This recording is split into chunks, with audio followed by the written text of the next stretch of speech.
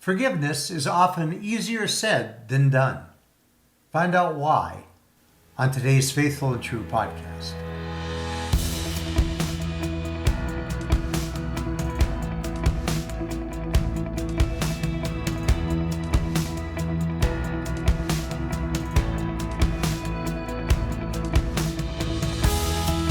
Welcome to the Faithful and True podcast. I'm Randy Everett, your co-host. We're here today, as usual, with our host, Dr. Greg Miller. Greg, good morning. It's good to be here again. I went way out of our way and got two of our most prized special guests today. Debbie Laaser, the director of Faithful and True, and Beth Miller, Greg's wife, and also one of our very cherished counselors here at Faithful and True. So today we have come together to talk to you about a subject that we get a lot of questions about, Greg, and that's forgiveness. Yes. And in fact, we're just going to let you know that this is such a significant topic that we're going to be doing it over these next two podcasts. And so we want to just begin kind of understanding what forgiveness is. And because of what we do here at Faithful and True and the work that we do with women who have been betrayed and men who struggle with sex addiction, we want to take this first podcast to talk specifically about that issue of how do you forgive when you have been betrayed? And at this point, I just want to also acknowledge that the population that we deal with are women who have been betrayed by their husbands. But we also want to acknowledge that we know that there are a lot of men out there who have also been betrayed. So we hope that the information and the way that we talk about forgiveness will be helpful and meaningful for them too. So, both you, Deb, and Beth work with women. What are some of the questions that they have around this issue of forgiveness? Well, I would say working with the primarily Christian population that we do, that one of the questions many of them bring right away is, how quickly should I forgive? And many of them have actually been encouraged to forgive very quickly, within a week or so of having discovered new information. And a lot of times that comes from their church environment, sometimes from their own spouse. And so I think when we have been able to give them permission to think about slowing that down, most of them, in my opinion, seem very relieved that there might be an alternative to that very quick response. Do you think, though, there are some times that a woman herself may want to rush to forgiveness just so that it can be over? And so maybe she convinces herself that she's been able to forgive in order not to be in the pain anymore. Well, absolutely. And it isn't that maybe she is genuinely ready for that, but it may have more to do with how difficult it is to stay in the complexity of living in a relationship where there is so much pain and hurt and not knowing, what to do with all of that. And I completely agree, Deb. I think one of the things you and I both have heard so much is the number of times that a woman has been told to quickly forgive. Mm-hmm. I know I was encouraged to do that by someone. Yes. Yeah. And what I knew in my own gut was this was going to take some time. Mm-hmm. And I didn't necessarily want to drag my feet, nor did I think that quick forgiveness was the answer, because often quick forgiveness is a cheap forgiveness. Mm-hmm. Like we've not allowed ourselves to acknowledge what it is that this has cost us, and what it is that we've lost, and what it is then that we actually need to forgive. Mm-hmm. To Greg's point, I think it is true when I talk with women who have maybe had a first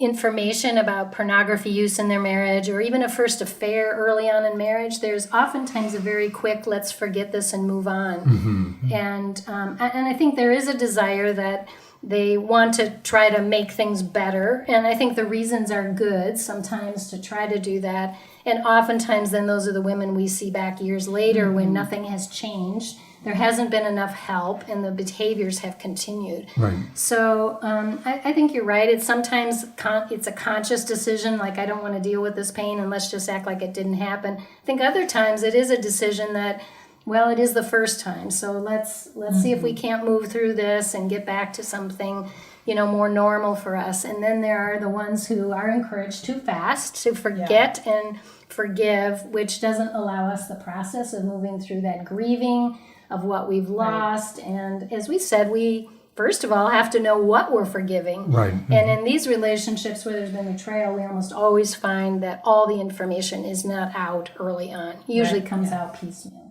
Well, and you've used two words together, and I think we do hear them, that it's this idea of forgiving and forgetting.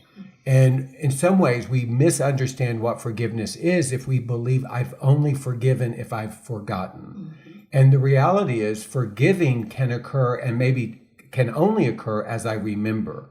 And so it's not about forgetting, it's not about denial, it's not about ignoring, but as you said, Deb, it's about living in the fullness of the truth, and in that space, moving towards forgiveness. And one of the things this may be true is we talk about forgiveness a lot, but many of us didn't grow up in a family that did forgiveness well. So here I have this big event in my life, and I know I need to forgive, but I may be clueless about what forgiveness is because it wasn't modeled. Is that something that comes up as you're talking to women? Yeah, well, I think that's a great point. And one of the things that I think is important is to start with what it isn't. Because typically one of the biggest hangups that I hear about forgiveness is that it's equated to meaning what happened is okay. And if that's what we think forgiveness is, we're going to be in a lot of trouble. You know, we're going to be in a world of hurt because it absolutely is not saying that what happened is okay. It also doesn't mean I automatically trust you again, you know? And I think it is important to separate those things out. If that's what it looked like in your family growing up, or that's, you know, what you were told it should be, it absolutely isn't that. I also think it does not mean that you have to not have emotions about it ever again. And I think that's a misconception too, that if I have forgiven you, it means that I never get triggered about this again and I'm never sad about it again. I know I worked recently with a woman whose husband was really irritated with her because she had been triggered and was sad about a situation, and he said, I thought you said you forgave me. Why are you so sad? So it doesn't mean we have to separate out these natural, normal emotions that are going to go through us. I think that it's the decision about what we do with those emotions. Do we take those and then want to get revenge again? Or do we want to harm our husband in some way or make him pay for it in some way? Or do we find healthy ways to deal with our emotions that are natural and normal parts about the loss and disappointment of what's happened? Well, and along those lines, I guess it would also be true that forgiveness doesn't mean we won't talk about this again. That I can forgive you and I can be in the process of forgiving you and still need to process, to talk about, to engage some of these topics. And not, you know, one of the things that we hear is this idea of we're just rehashing it. And it's not about recycling old experiences and being stuck in it, but it's actually acknowledging it in such a way that it allows us to move forward. Well, I think one of the points in this specific topic around forgiveness, where there's been betrayal, I think it's important to name that full disclosure is a really important piece of this. That there does need to be, we believe it can be so helpful to have this full disclosure that we've talked about on other podcasts, where a person is coming forward in a very transparent way to say, I own this is what I've done. The spouse is not having to pull that or ask just the right questions, you know, do detective work to figure it out. It's being offered. And so then, after there has been full disclosure, like you're saying, Greg, there can also be follow-up conversations. You know, it doesn't mean that that's the only time, right, that we get to talk about it, but that's such an important piece of the forgiveness process. Well, this reminds me, Deb, of that list that you had me prepare. We recently kind of refreshed it, and that's that list that goes in the back of the workbook for the Men of Valor workshop. And it's that list of things that Mark had done in helping to rebuild your trust. Right. And so now we kind of took Mark out of the loop more directly and made it, here's what you need to do to rebuild trust with your spouse. And as you're saying, not be overreactive when this comes up again. Be willing to be calm, and be willing to hear your wife out, hear your partner out when she is triggered again, or she is saddened again by thoughts of that. That's just one of those trust building things that the men need to be able to be willing to do.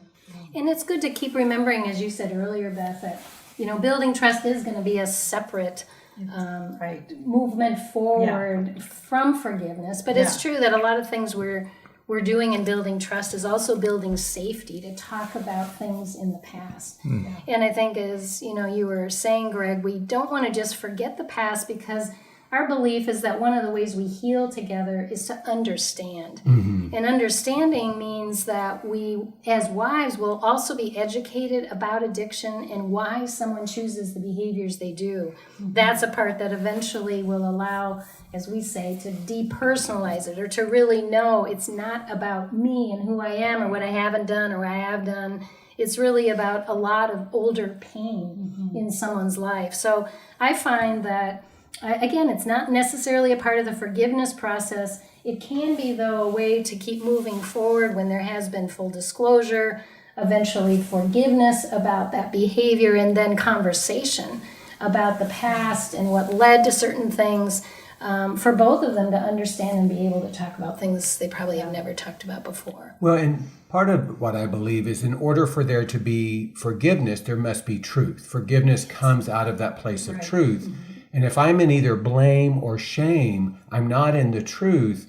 And so a lot of times we try to forgive from a place of blame, or we try to forgive from a place of shame, and it's not effective because it doesn't start with truth. So anything that helps the betrayed spouse to be in the truth of what has happened, the context of what has happened, but that truth allows them then to move forward in forgiveness. One other thing I've heard you say is that forgiveness doesn't necessarily mean reconciliation. Yes. That we have to separate those things out, that I can forgive someone, and yet because of some ongoing choices, choose not to reconcile, but there can still be forgiveness. I think it's really important for women to know those are two totally separate decisions. And it is interesting how quickly they get married together. But we do know they're separate decisions, and sometimes they're based on the fact that what you're forgiving actually in time has been committed again. And so there can either be an ongoing forgiveness process for the same behaviors that really haven't changed, or there may be a decision that life is just not safe enough, and it's not serving me in the way that I believe I deserve to be served in my marriage, so that there can be a decision that I need to leave a relationship where I can't find faithfulness. I think one of the things to this point is to, most of us have maybe come across someone where they chose to leave the relationship. That was the best of hard choices. And at the same time, they are still harboring unforgiveness towards their spouse. And that really sets us up when, we choose not to enter into forgiveness, even if there isn't reconciliation, to be embittered, right? For there to be this second death, so to speak. And certainly the forgiveness is an option. We don't have to live in that place of being embittered and resentful. And so that kind of allows us to segue. What might be some of the indications that someone hasn't forgiven, or there's more forgiveness to be done? What may be some of the indicators that more work around forgiveness needs to happen? I think one of the indications is just the anger and resentment and perhaps bitterness that tends to seep out, or maybe it jumps out in too many situations. And things are continued to be talked about, or there's gossip about your husband's story when it doesn't need to be talked about. I think there's just a gentleness of spirit that shows up when someone has landed on this forgiveness place. There is not a need to talk about the story with others anymore, unless there's a decision to help someone, perhaps. There's not a need to make jokes about it or to be sarcastic about what your husband has done. I think I see a lot of anger showing up, and in those ways, they seem like they're not really anger and resentment and bitterness. And they're coming out sideways in what we call passive-aggressive ways of humorous sarcasm or so forth to talk about their hurt still. It's an indication there is still pain that hasn't been dealt with, and it's coming out in inappropriate ways. I think one of the things that can be helpful is to think about this in terms of a process. And I know I only had a framework of have I forgiven or have I not? It was this real stagnant thing. And one of the things that became really helpful to me was to think about this in terms of not I have forgiven or I haven't, but I am forgiving. It's that old verb tense, that we learned about in high school, the present progressive verb tense, right? I am walking, I am eating, I am forgiving. And if we are in that process of forgiving, when we do have these experiences where something bubbles up and we feel snarky or bitter or, this like rush of anger. I think part of the process is stopping and acknowledging that with ourselves, to explore, okay, what's going on for me? I'm having a really strong reaction to this. And recognizing that we may need to get some more traction in our movement forward in forgiveness. Maybe we have gotten stuck for a little bit, and we need to recognize there can be forward movement in the process. Now, we can't use that as an excuse, to say, I'm in the process of forgiving, and not deal with these things, right, that come up. But I think when we see it like that, it's a really helpful way to explore the fact that really deep hurts, really deep wounds will take a season. Well, and one thing is I can be forgiving and be angry. Yeah. So just because I'm angry doesn't mean I've not forgiven. It's that, and it's that self-awareness that says I am stuck in this place. Right. I'm not moving forward. I'm kind of recycling old pain and old hurt.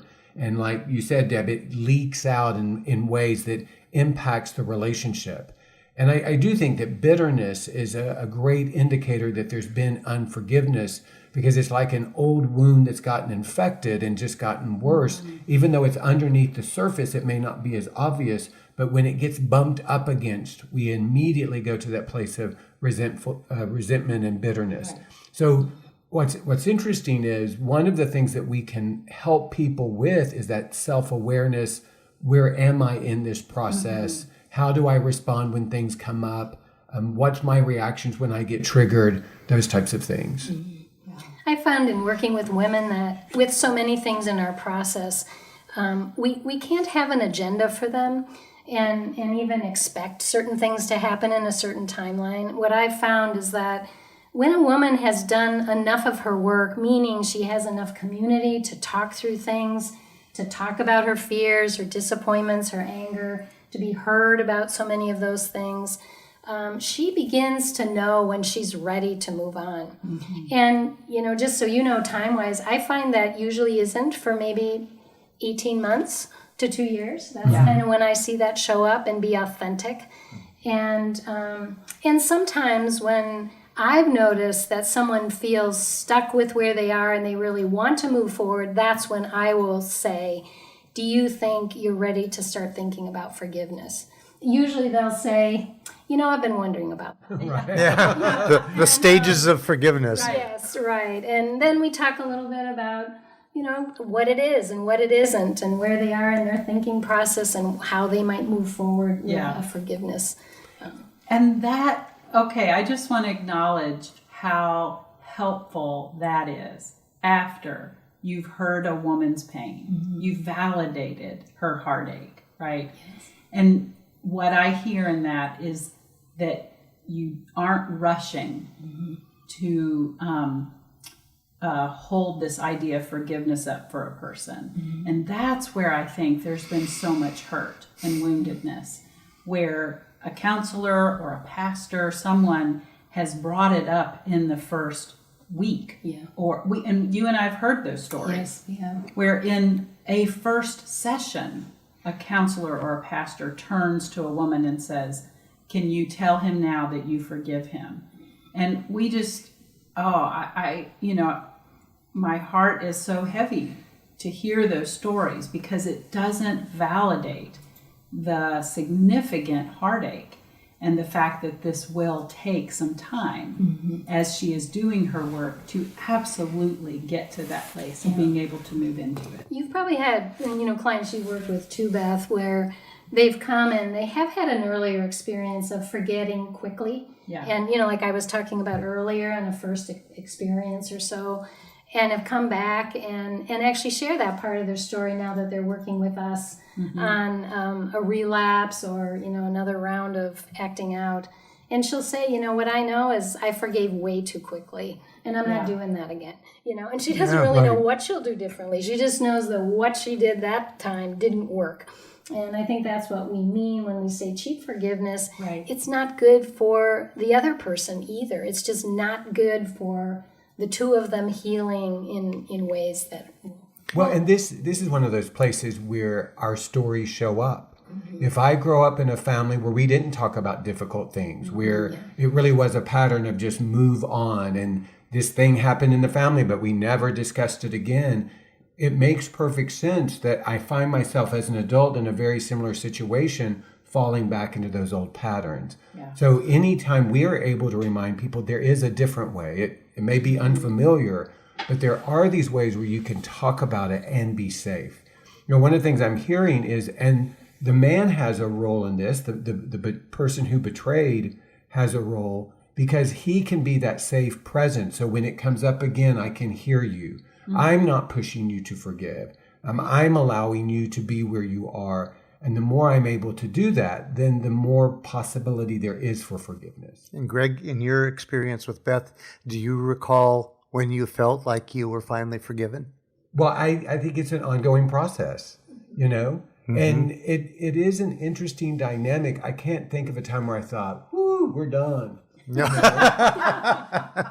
But what is true is I'm aware that there was less something, resistance or hostility or hurt. There was something that shifted, but it wasn't this noticeable time frame, but it was this slow movement towards. Well, I think what I can say is that there were shifts and movements in my spirit.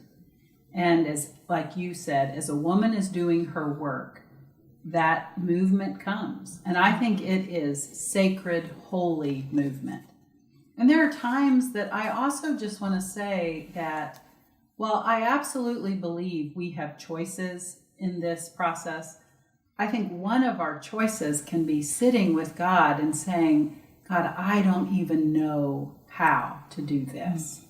And, there's two names of the Holy Spirit that I think are specific to this conversation. One is teacher and the other is comforter. And I think when we ask the Holy Spirit to both comfort and teach us, to show us, where we can gain some movement and some traction, where we need to do maybe some healthy anger work in that process, I think it begins to bring about the movement. I want to talk about something that I think is very significant in a wife working on forgiveness, and that is that in time, if we'll slow down the process so that she has some time to be heard about her own betrayal and pain and trauma in this, that chances are, as we move along with wives anyway, our desire is to help them to become fully the person God created them to be. And that's also going to be looking at some of the things they're going to want to change because they haven't lived perfectly either. Right. So what that's leading to eventually, I think, is for us to be able to acknowledge those things in our life that we need forgiveness for too. Mm-hmm. It's hard in the beginning of this journey when so many things have happened to you to even think about what maybe I do that isn't all that helpful to my spouse or to others or is hurtful. And that's why I think it takes a time for maybe even that self-righteous place to settle down and for you to get honest about your own life. But I think when we work on knowing what we need to be forgiven for and even need to ask for that from others or our spouse at times, we are much more prepared then to know how important it is to give it to someone else. So I like it when women can get to that place of ownership first, even before they do any forgiveness in their spouse's situation. Well, and it's that principle of recovery.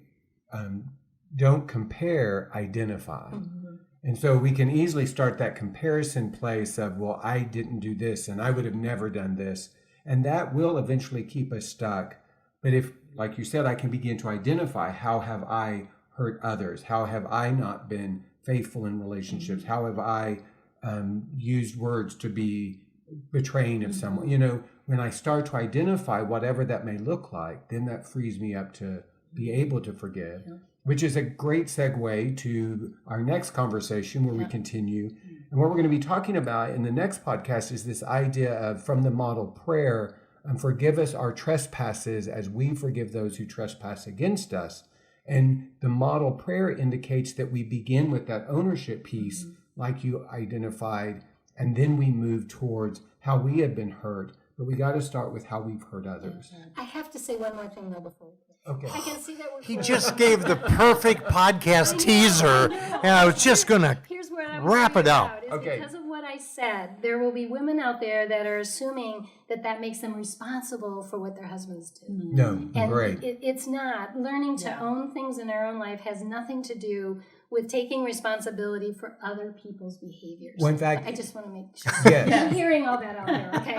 Well, and in fact, if I'm taking responsibility for somebody's actions, that's not ownership. Right. Ownership is when I'm clearly able to identify, this is mine and this isn't mine, and be free in that truth. Yeah. And for, I'm maybe generalizing, but for many women, they may have grown up in an environment where they were overly responsible. And it is their nature to take responsibility for things that's not theirs. And my guess is part of the leading and coaching that you do, the development is helping them set free of all the things that they believe that they were responsible for, that they're not. Right. And isn't it also true that many men who come here for help have in fact been blaming their wives for why they're doing what they're doing? So they've heard a fair amount of that even within their own relationship. We haven't all come from that place, but many do. Right. So you can understand why there's a reluctance to want to own anything when that's been the blame. So, sorry, I did Nope, love that's your good. segue. It was But perfect. here's the thing, that indicates there's more to be said. That's what I was going to say. What you guys are clearly demonstrating is this needs to be a 2-podcast presentation. And we thank you both for being with us today. We look forward to podcast number 2 on the subject of forgiveness. Greg, great as always. We want to thank everyone for joining us today on the Faithful and True podcast. If you've been watching us on our YouTube channel, Faithful and True channel, we thank you for doing that. And we invite you to subscribe to our channel, click on the like, and that will help us a lot as we're trying to build an audience as we reach out with a message of hope and healing. And so we hope that you'll visit faithfulandtrue.com, where you're going to be able to find all the resources that are there available for you. There's blogs, there are the other over 350 podcasts for you to listen to and benefit from. Our bookstore, all the information about our 3-day intensive workshops, including the Men of Valor workshop that we do every month. We continue during the pandemic to do it virtually. And thanks to Greg and his teaching skills, that continues to be very impactful for men as well. So we invite you to check that out. Until we join you again next week for part 2 of the Forgiveness podcast, we hope that this coming week is going to be a week for you that's filled with many blessings and great vision.